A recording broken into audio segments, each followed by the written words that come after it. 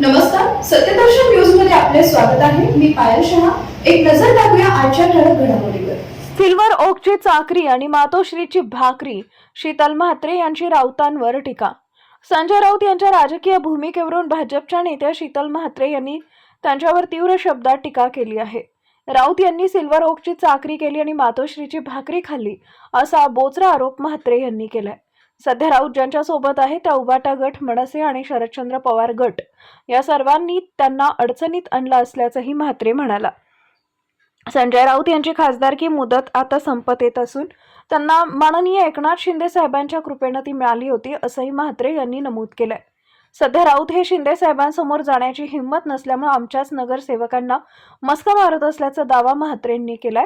आपल्या राजकीय भविष्यासाठी पुन्हा खासदारकी मिळवण्यासाठी ते नगरसेवकांमार्फत शिंदे साहेबांपर्यंत पोहोचण्याचा प्रयत्न करत असल्याचा आरोप म्हात्रे यांनी केला आहे. की चाकरी केलेली आहे सिल्वर ओकची आणि भाकरी खाल्ली आहे उद्धव ठाकरे मातोश्रीची, आणि आता दोन्ही गोष्टी संपलेल्या आहेत. कारण ते म्हणजे उबाटा असेल, मनसे असेल, शरदचंद्र पवार गट असेल, सगळ्यांना खड्ड्यात टाकून झालेलं आहे. आणि आता मला असं कळलंय की त्यांचं खासदारकीची वेळही संपत आलेली आहे. जे खासदारकी त्यांना माननीय शिंदे साहेबांच्या कृपेमुळे मिळाली होती ती सुद्धा संपत आलेली आहे. त्यामुळे कुठेतरी मला परत खासदार करा म्हणून आमच्याच नगरसेवकांना, कारण शिंदे साहेबांसमोर तोंड दाखवायची त्यांच्याकडे आता हिंमत राहिलेली